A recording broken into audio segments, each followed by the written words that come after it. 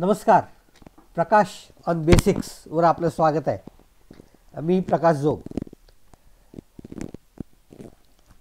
गेल्या वेळेस खूप मोठ्या आणि खूप लहान संख्या स्टँडर्ड फॉर्ममध्ये कशा लिहिल्या जातात आणि त्यांनी संख्या समजणं आणि ते लिहिणं हे दोन्ही गोष्टी कशा सोप्या होतात हे आपण बघितलं.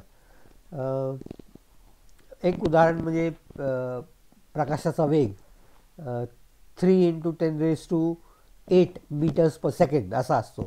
याचा अर्थ स्टँडर्ड फॉर्म म्हणजे 3.00 × 10⁸ असा लिहिला जातो. अर्थ काय तर 3 ला 1 आणि त्याच्यानंतर 8 0 या आकड्यांनी गुणल्यानंतर जी संख्या येईल ती त्याची मूळ किंमत आहे. हे मीटर्स पर सेकंड आहे, त्यामुळे त्याचं रूपांतर किलोमीटर्समध्ये करता येतं किंवा आणखीनही सेंटीमीटर्समध्ये करता येतं वगैरे.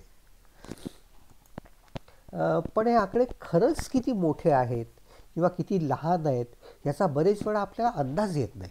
कारण आकडा लिहायला आता खूप सोपी पद्धत आहे.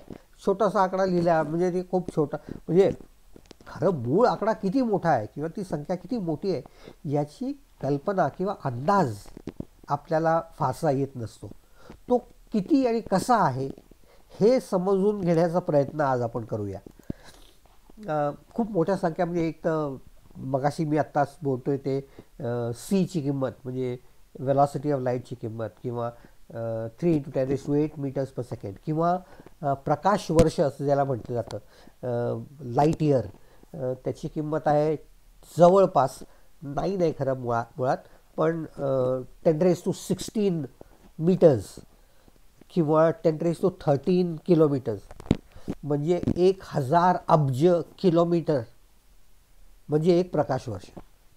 किंवा मास ऑफ इलेक्ट्रॉन म्हणजे 9.1 × 10⁻31 किलोग्रॅम्स म्हणजे 0.0 त्याच्यानंतर 30 शून्य आणि मग 91 इतके किलोग्रॅम. किंवा न्यूक्लियसचा डायमीटर तो एक फर्मी म्हणजे 10⁻15 मीटर्स इतका लहान असतो. अशा काही खूप मोठ्या आणि खूप लहान संख्या ह्याची चर्चा आपल्याला पुढे मागे कधीतरी कुठल्या तरी संदर्भात करायचीच आहे. पण ही संख्या मग खरंच किती मोठी आहे किती लहान आहे ह्याचा काहीतरी अंदाज आपल्या आजच्या वस्तुमानाच्या किंवा वस्तूंच्या संदर्भात किती आहे हे आपण समजून घेतलं पाहिजे.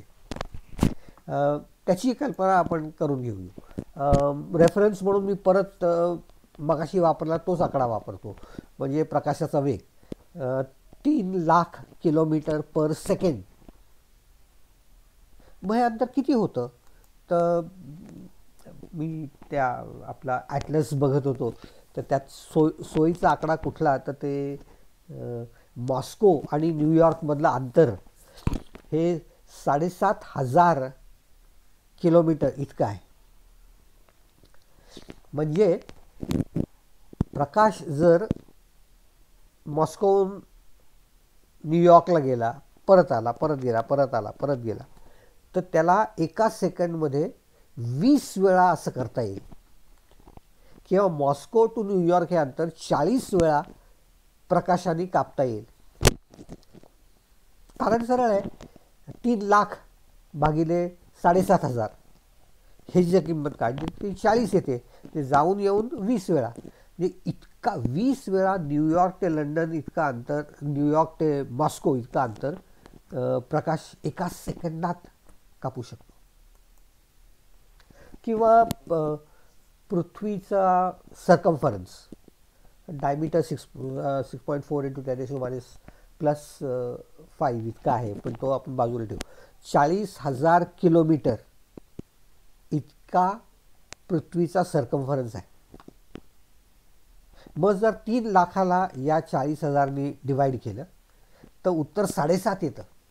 याचा अर्थ असा की प्रकाश हा 7.5 प्रदक्षिणा पृथ्वीभोवती एका सेकंदात घालू शकतो. न्यूयॉर्क ते मॉस्कोचं विमानाचं अंतर 10 तास वगैरे आहे कमीत कमी. जुन्या काळी किती होतं याचा मोजमाप सोडून देऊया आपण. पृथ्वीभोवती प्रदक्षिणेला किती वेळ लागतो याचा अंदाज आपण बांधू शकतो. पण 7.5 वेळा प्रकाश पृथ्वीभोवती एका सेकंदात जाऊ शकतो. म्हणजे प्रकाशाचा वेग किती मोठा असेल हे लक्षात येतं. त्याची एक पुढची पायरी घेऊया. म्हणजे सूर्यापासनं प्रकाश पृथ्वीवर पोचायला 500 सेकंड लागतात. म्हणजे 500 गुणिले 3 लाख म्हणजे 15 कोटी किलोमीटर्स इतकं सूर्याचं पृथ्वीपासूनचं अंतर आहे. मग दरवेळेस हे 150 मिलियन किंवा 15 कोटी हे आकडे वापरण्यापेक्षा अनेक गोष्टी मोठ्या आकड्या जर मोजायची असतील तर मोठा एकक किंवा युनिट वापरलं पाहिजे. तर याच्यासाठी सोलर सिस्टीमसाठी एक युनिट वापरलं जातं, त्याला म्हणतात ॲस्ट्रॉनॉमिकल युनिट, AU. पृथ्वीची कक्षा सूर्याभोवती पूर्ण सर्कल नाही आहे, पण तो एलिप्स आहे. तर त्याला एक लहान अक्ष आणि एक मोठा अक्ष असतो. त्या मोठ्या अक्षाची किंमत ही जवळपास त्या अंतरा इतकी आहे. त्यामुळे semi major axis of the sun and earth ही एक ॲस्ट्रॉनॉमिकल युनिट असा मोजमाप वापरून बाकीची अंतरं मोजली जातात. म्हणजे गुरुचं किंवा ज्युपिटरचं अंतर लिहायचं असेल तर ते 5.2 AU इतकं आहे. म्हणजेच पृथ्वीचं सूर्यापासूनच्या अंतराच्या 5.2 पट ज्युपिटरचं अंतर जास्ती आहे. मग अशा प्रकारची वेगवेगळी एककं वापरण्याची पद्धत आली. यातलेच काही अंतरं गंमत म्हणून सांगायची म्हणजे सगळ्यात लांबचा ग्रह म्हणजे नेपच्यून, आणि नेपच्यूनचं अंतर हे 30 AU इतकं आहे. आता आकडा लिहायला खूप सोपा झाला. 30 ॲस्ट्रॉनॉमिकल युनिट इतकं त्याचं अंतर आहे. आणि पण मग मूळ अंतर किती आहे तर 30 गुणिले 15 कोटी इतकं अंतर आहे. आणि इतके किलोमीटर आहे. आता हे किलोमीटरमधलं अंतर काढणं म्हणजे माणसाची उंची, माझी उंची 2 मीटरपेक्षा सुद्धा कमी आहे. म्हणजे माझ्या किती पट हे अंतर जास्ती असेल. आणि मग पूर्वीच्या काळी तो दुसरा ग्रह आपण वापरायचो प्लुटो, त्याचं अंतर आहे 40 ॲस्ट्रॉनॉमिकल युनिट. प्लुटोपर्यंत प्रकाशाला पोचायला 20,000 सेकंड लागतात. म्हणजे 5.5 तास वेळ लागतो. आणि मग प्लुटोच आहे का, त्याच्या पुढेही काहीतरी आहे. तुम्ही आपल्यापैकी अनेक शून्य लोकांनी अनेक गोष्टी ज्या वाचल्या असतील त्याच्या पलीकडे जो आहे तो एक खडकांचा पट्टा आहे, असा बेल्ट आहे, त्याला कॉयपर बेल्ट असं म्हटलं जातं. तो 30 AU पासून 50 AU इतक्या रुंदीचा आहे. त्याची रुंदीच 20 अँगस्ट्रॉम युनिट इतकी जास्ती आहे. आणि मग त्याच्याही पलीकडे 2000 अँगस्ट्रॉम युनिटपासून 200,000 अँगस्ट्रॉम म्हणजे 2 लाख अँगस्ट्रॉम ॲस्ट्रॉनॉमिकल युनिट्सपर्यंत एक ढग पसरला आहे खडकांचा आणि पार्टिकल्सचा. आणि काय आहे तिथे फारसं काही माहीत नाही. याला ऊर्ट क्लाउड असं म्हटलं जातं.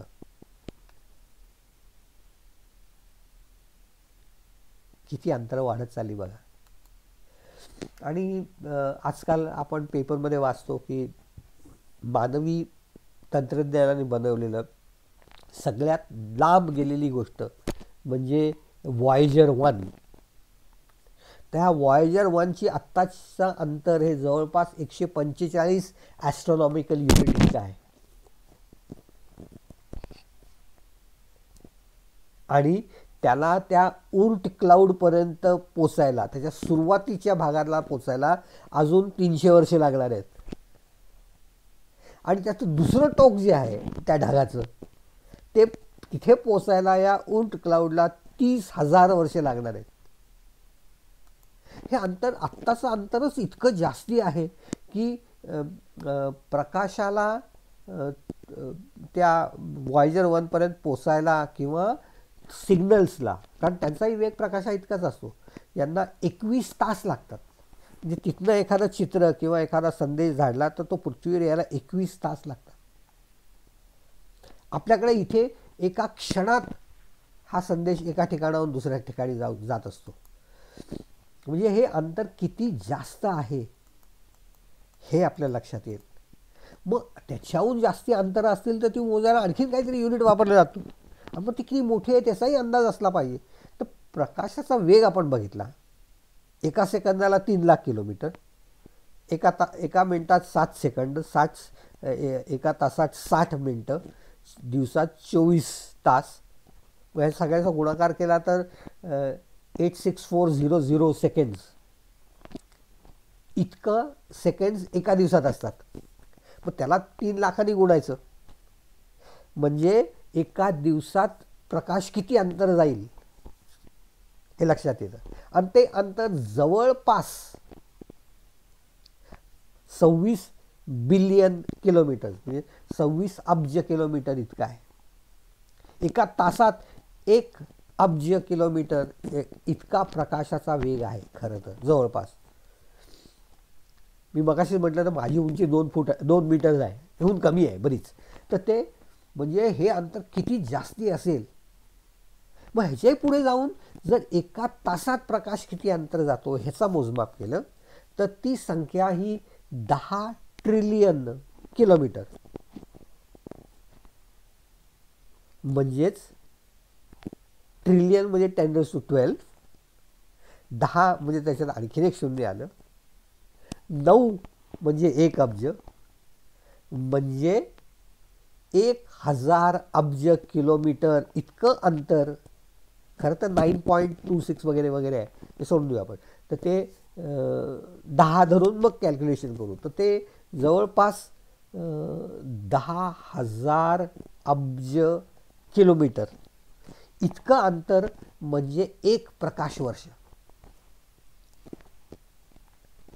आणि आपण ज्या आकाशगंगेत राहतो त्या आकाशगंगेची ते चक्र जे आहे त्याची चर्चा आपण नंतर करूच.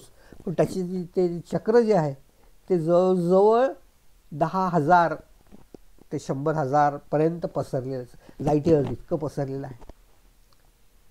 तर त्यामुळे किती अंतर आहेत ह्याचा अंदाज मोठमोठ्या आकड्यांचा अशा पद्धतीने आपल्याला घेता येईल. पण ही झाली फक्त अंतरं. मग संख्या मोठ्या असतात म्हणजे किती असतात तर आपल्याला अंदाज येईल अशा संख्यांचापासून आपण विचार सुरुवात करू. भारताची लोकसंख्या बघितली तर ती अंदाजे सध्या 1.5 अब्ज इतकी आहे. मग 1 मीटर अंतरामध्ये 2 माणसं उभी राहू शकतील. कारण 1 मीटर म्हणजे एवढं एक अंतर झालं, एकाला लाभ जोडून दुसरा असं 2 माणसं एकामागोमाग एका मीटरमध्ये राहू शकतील. आणि मगाशी मी जे अंतर सांगितलं की मॉस्कोपासून न्यूयॉर्कपर्यंत हे 7,500 किलोमीटर इतकं अंतर आहे. तर ते हे जे अंतर 7,500 किलोमीटर इतकं आहे तर हे अंतर जर भारतीय लोकांनी उभं राहून लाईनीत उभं राहायचं आहे तर ही लाईन जी आहे अशा 100 लाईनी मॉस्कोपासून न्यूयॉर्कपर्यंत तयार होतील. कशाला भारताबद्दल जगाबद्दल बोला असं म्हटलं तर जगाची लोकसंख्या ही 8 अब्ज इतकी आहे. मग ह्या 8 अब्ज लोकांच्या 553 माणसं ओळीत आडवी उभी आहे. आणि अशा लाईन्स बनवल्या तर इतक्या लाईनी 533 इतक्या लाईन्स न्यूयॉर्कपासून मॉस्कोपर्यंत तयार होतील. आपल्याला नकाशावर न्यूयॉर्क मॉस्को अंतर लक्षात आहे त्यामुळे त्याच्यावरनं हा अंदाज बांधणं लक्षात येईल की खरंच लोकसंख्या किती मोठी आहे. आणखीन जवळचं उदाहरण घेऊ. पुणे मुंबईचं अंतर आपण 150 किलोमीटर आहे असं धरू. मग एवढ्या अंतरात जर भारतीयांनी लाईन बनवून उभं राहायचं ठरवलं तर अशा 5,000 लाईन्स फक्त भारतीयांच्या मुंबई पुणे 150 किलोमीटर अंतर आहे असं धरलं तर इतक्या 5,000 लाईन्स तयार होतील. आणखी एक वेगळ्या दृष्टीने विचार करू. 1.5 अब्ज ही भारतीय लोकांची लोकसंख्या आहे. मग मोदीजींनी आपले आवडते पंतप्रधान यांनी असं ठरवलं की प्रत्येक ह्यातल्या निम्म्या लोकांशी तरी मी आयुष्यात शेक हँड करतो. आणि उभा राहून करायला सुरुवात करतो. एका सेकंदात 1 सेकंड असं करायचं म्हटलं तरीही या निम्म्या पॉप्युलेशनसाठी त्यांना 8680 तास म्हणजे 361 दिवस लागतील. आणि त्यात चुकून ते जर हसले आणि कैसे हो असं म्हणले तर आणखीन एखादा सेकंड लागेल, त्याला एकदम 2 वर्ष लागतील. हे फक्त निम्म्या पॉप्युलेशनसाठी आहे. म्हणजे आपली लोकसंख्या किती जास्ती आहे हे तुमच्या लक्षात येईल. पण काय असतं माहिती आहे का, बरेच वेळा जसा हा अंदाज आपल्याला नसतो तसंच काही गोष्टी खूप कमी असतात जे आपल्याला लक्षातच येत नाहीत.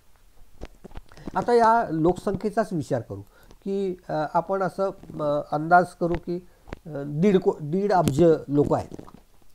मग ही सगळी माणसं जर मी कॉम्पॅक्ट केली, डब्यात घातली आणि ते एकावर एक रचली आणि त्याचा असा क्यूब किंवा चौरस तयार केला तर हा चौरस किती मोठा होईल. तुम्हाला एवढे भारतीय आहेत, 1.5 अब्ज लोक आहेत. त्या 1.5 अब्ज लोकांचे सर्व असे पॅक करून कॉफिनमध्ये घातल्यासारखे चौकोनी असे ठोकळे बनवून टाकले तर केवढी रचना होईल. पण मी अंदाज म्हणून तुम्हाला गंमत म्हणून कॅल्क्युलेशन करून दाखवतो बरं का. आणि त्याच्यावर लक्षात येईल की आपला अंदाज किती चुकू शकतो. 5-5.25 फूट उंची एखाद्या मोठ्या माणसाची 5 नॉर्मल माणसाची धरली तर ते 1.7 मीटर्स इतकं होते.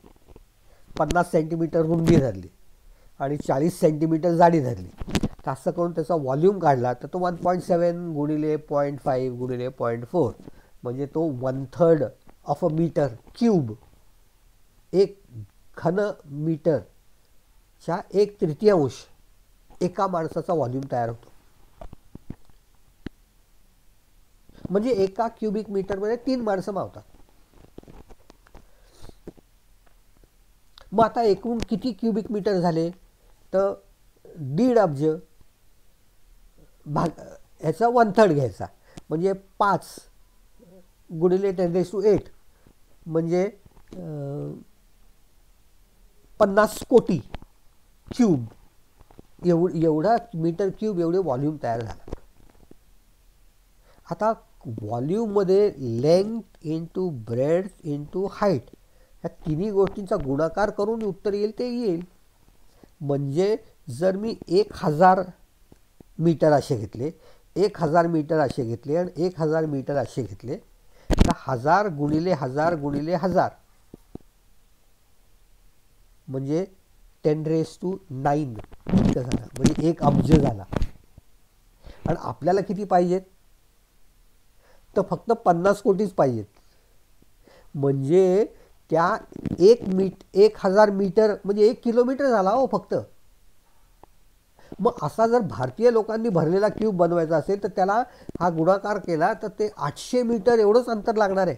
म्हणजे 800 मीटर बाय 800 मीटर बाय 800 मीटरचा घन काढला तर तेवढ्यात अख्खे 1.5 अब्ज भारतीय बसतील. आणि ह्यात मी डोकं वगैरे उलट सुलट करून आणखीन कोंबाचा प्रयत्न करत नाही. आणि 1 क्युबिक किलो आपण चालायला लागलो तर 10 मिनिटात आपण 1 किलोमीटर चालू शकतो. मग आपण 10 मिनिटं चाललो तर त्याचा जर क्यूब बनवला तर त्याच्यात अख्खा सर्व देशातले लोक पॅक करून बसवता येतील. आणि मग म्हटलं नाही नाही अख्ख्या जगाचा विचार करू. मग किती होईल 8 अब्ज होईल. 8 अब्जाचा विचार केला तर त्याच्यासाठी लागणारा चा क्यूब हा 1386 मीटर एक साईड इतका होईल. म्हणजे सव्वा किलोमीटरहून थोडासा जास्त. 1 मैल म्हणजे 1.6 किलोमीटर म्हणजे 1 मैलाचा क्यूब घेतला तर त्याच्याहूनही हे कमी अंतर आहे. तुम्ही उद्या जेव्हा चालायला जाल किंवा इकडे तिकडे फिराल तेव्हा अंदाज घ्या की 10 मिनिटात आपण किती चालतो. ते 10-12 मिनिटात अख्ख्या जगाचं पॉप्युलेशन भरेल एवढा मोठा क्यूब तयार करता येईल आपल्याला. आणि जग किती मोठं आहे ह्याचा अंदाज त्याच्यावरनं येईल. जर जगातल्या सर्व पाण्याचा विचार केला तर सगळ्या जगातला पाणी हे ह्या आकड्याच्या जवळपासच वेगळं म्हणजे 1386 अब्ज घन मैल इतकं पाणी आहे जगात. तेव्हा जेव्हा असं म्हणतात की अगस्त्यांनी आचमन करून पिऊन टाकला सागर, शक्य आहे का याचा विचार आपला आपण करायचा आहे. तर ते असा हा क्यूब म्हणजे आपल्याला दिसतो सगळ्या मानवी जगाच्या लोकांचा व्हॉल्यूम आणि जगातल्या फक्त पाण्याचा व्हॉल्यूम विचार केला. पृथ्वीचा विचार मी करत नाही, फक्त पृथ्वीवरच्या पाण्याचा विचार करतो आहे. आणि ह्यालाच जोडून एक अंदाज सांगतो जो हिशोब करून करण्यासारखा आहे की पृथ्वी हा जर गोल्फ बॉल असं धरलं आणि हा गोल्फ बॉल पाण्यात बुडवून बाहेर काढला तर त्याला जितकं पाणी चिकटलेला थर असेल पाण्याचा तो आणि पृथ्वीवरचं पाणी हे सारखंच आहे. म्हणजे पृथ्वी ही ह्या सगळ्यापेक्षा किती पट मोठी असेल याचा अंदाज बांधा. आणि मग याच्या अंदाजावरनं आपली सौरमाला किती मोठी, आकाशगंगा किती मोठी आणि विश्व किती मोठं असेल ह्याचा विचार करता येतोय का हे तुमचं तुम्ही ठरवा. एवढंच काय, कितीतरी बाकीच्या गोष्टींमध्येही असंच होतं. दोन वेगळ्या दृष्टीने विचार करूया. साधी मुंगी घेतली कारण ही छोटी गोष्ट आहे आणि छोटी गोष्ट आपल्याला माहिती असलेली म्हणजे एक मुंगी जी इकडे तिकडे पळत असते. तर या मुंगीचं वजन किती असतं, तर मोठ्या मुंग्या असतात, लहान मुंग्या असतात वगैरे वगैरेचं ॲव्हरेज काढलं तर ॲव्हरेज वजन हे 4 मिलीग्रॅम इतकं असतं एका मुंगीचं. म्हणजे एका ग्रॅममध्ये 4 ग्रॅममध्ये 1000 मुंग्यांचं वजन मावेल. म्हणजे जर मी 1 किलोग्रॅम घेतला तर त्याच्यात 10⁶ म्हणजे 10 लाख मुंग्या मावतील वजनाने. आणि भारतातला हत्ती घेतला तर हत्तीचं वजन हे जवळपास, मोठा हत्ती घेतला तर तो 4 टनाचा असतो, 4000 किलोग्रॅमचा असतो. मग 4000 किलोग्रॅम भागिले हे 4 मिलीग्रॅम ह्याचं कॅल्क्युलेशन केलं तर खालचं आत्ता मी सांगितलं तसंच ते केलं तर उत्तर हे 1 अब्ज इतकं येतं. म्हणजे एका हत्तीत 1 अब्ज मुंग्या मावू शकतील वजनाच्या दृष्टीने. वजन केलं तर त्या दोन्हीचं सारखं होईल. आणि बायोलॉजीचे लोक आणि शास्त्रज्ञ आणि बाकीचे लोक अनेक कॅल्क्युलेशन्स करत असतात. त्यातलं एक कॅल्क्युलेशन आहे की जगात किती मुंग्या असतील तर त्याची संख्या ही 2000 ट्रिलियन इतकी आहे. इतक्या मुंग्या जगात असतील असा अंदाज आहे वेगवेगळ्या प्रकारच्या. 2000 ट्रिलियन म्हणजे 2 × 10⁴ मल्टिप्लाइड बाय 10⁻12 म्हणजे 2 × 10⁻16.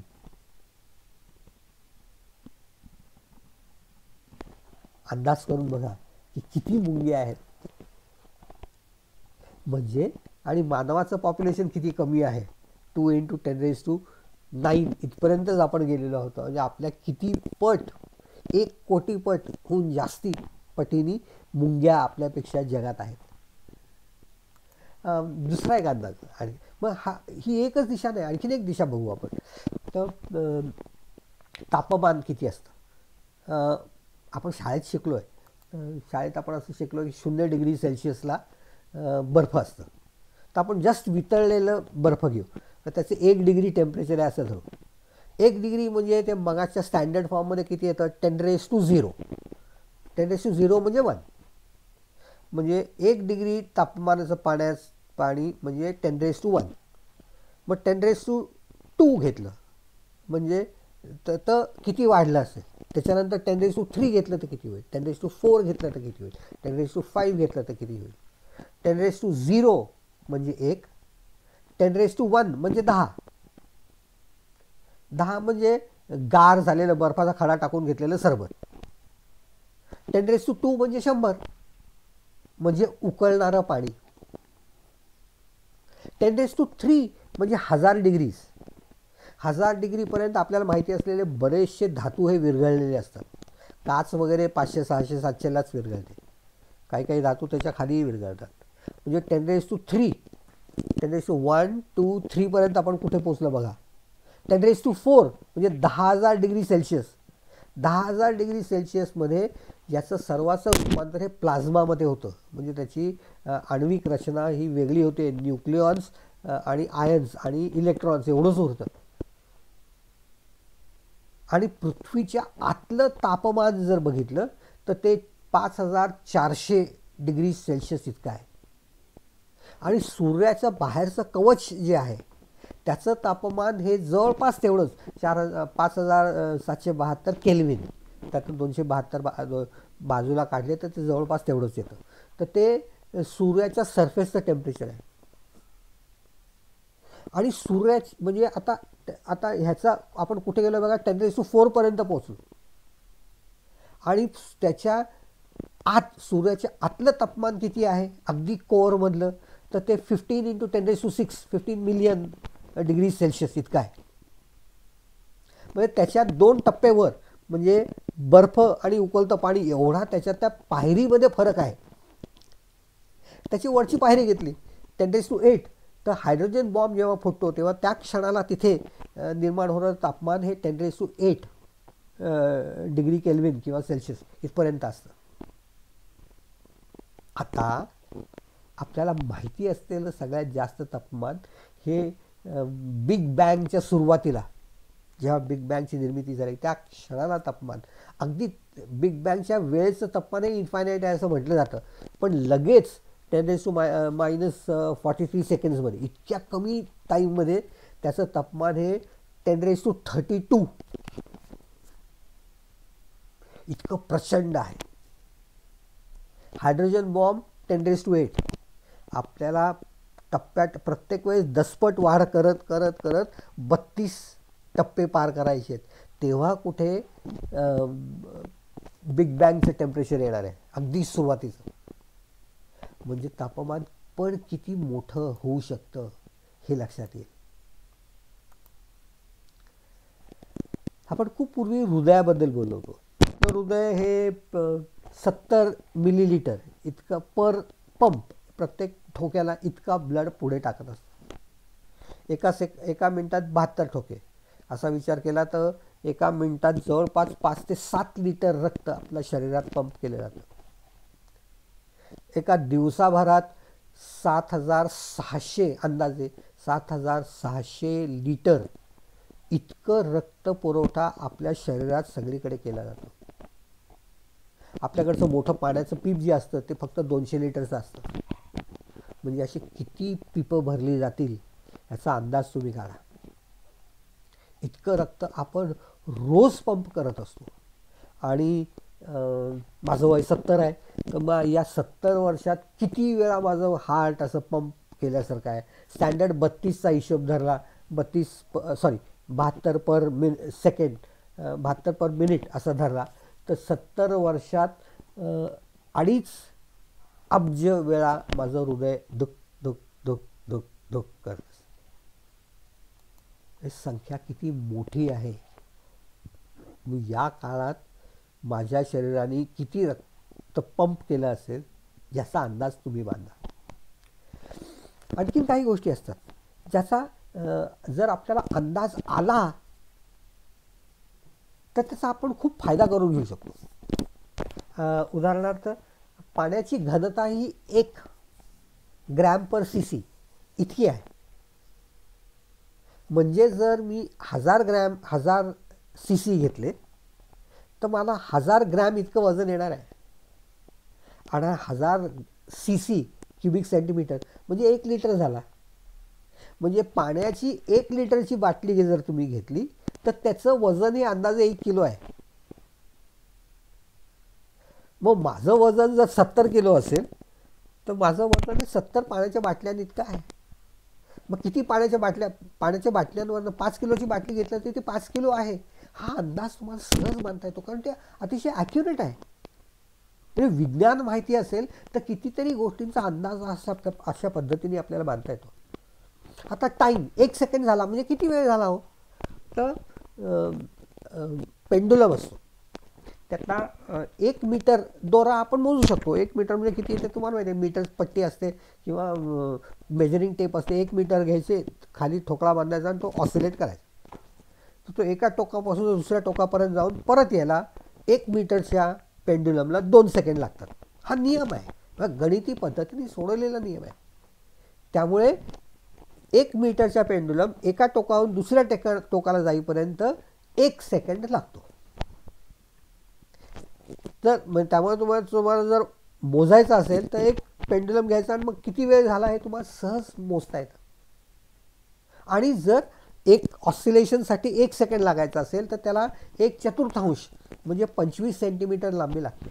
म्हणजे जर एक पट्टी घेतली, 25 सेंटीमीटर त्याच्यावर मोजले असे, त्या 25 सेंटीमीटरच्या लांबीचा दोरा घेऊन त्याला एक दगड बांधला किंवा एक खिळा बांधला, तो असा ओढून सोडला तर प्रत्येक ऑसिलेशनला 1 सेकंड लागणार आहे. म्हणजे तालमापन सुद्धा किती सोप्या पद्धतीने आपण करू शकतो. अशा अनेक पद्धती गणितात वापरल्या जातात. परत वस्तू लहान होत गेली की त्याच्यातही काही काही मोजमापाची गणितं आणि त्याच्यातही अडचण येऊ शकते. आपण लहान गोष्टींचा विचार करू. अणू, ॲटम आणि परमाणू म्हणजे न्यूक्लियस. तर मी इंग्रजी शब्दच वापरतो. तर ॲटम जो आहे तो किती लहान आहे, तर त्याचा साईज हा 1 अँगस्ट्रॉम इतका आहे असं म्हटलं जातं. आणि न्यूक्लियस हा 1 फर्मी इतका आहे असं म्हटलं जातं. अँगस्ट्रॉम म्हणजे 10⁻⁻10 आणि फर्मी म्हणजे 10⁻⁻15. हे फक्त आकडे आत्ता सांगतोय. आता ह्याचा अंदाज काय आहे ह्याचा आपण विचार करूया बरं का. 1 मीटर म्हणजे हे झालं 1 मीटर जवळपास. ओके, 3 फूट 3 इंच. 3 फूट 3 इंच म्हणजे 1 मीटर झाला. एवढं दिस इज अबाउट 1 मीटर. किंवा मगाशी मी पट्टी दाखवली ते 3 पट्ट्या आणि 3 इंच, हा 1 मीटर झाला. मग 1 मिलीमीटर म्हणजे किती, तर त्या पट्टीवर खुणा केलेल्या असतात. ती प्रत्येक लहान खूण ही 1 मिलीमीटरची आहे. मिलीमीटर म्हणजे किती झाला, तर 1 मीटरचे 1000 तुकडे केले तर प्रत्येक तुकडा म्हणजे 1 मिलीमीटर. त्याच्या 2 छोट्या लाईन्स आहेत त्या 1 मिलीमीटरच्या आहेत. आणि ही पट्टीची जाडी जी आहे ती जवळपास 1 मिलीमीटरपेक्षा कमी आहे. किंवा एखादी अशी हॅक्सॉ ब्लेड घेतली तर त्या हॅक्सॉ ब्लेडची जी एज आहे त्याची जी जाडी आहे ही जवळपास 1 मिलीमीटर इतकी आहे. मिलीमीटर म्हणजे मिली, गेल्या वेळेस मी सांगितलं होतं 1000वा भाग म्हणजे मिली. आता ह्या 1 मिलीमीटरचे 1000 भाग पाडले तर 1 मायक्रोमीटर झाला. म्हणजे आपण गेलो 10⁻⁻6 या पातळीपर्यंत.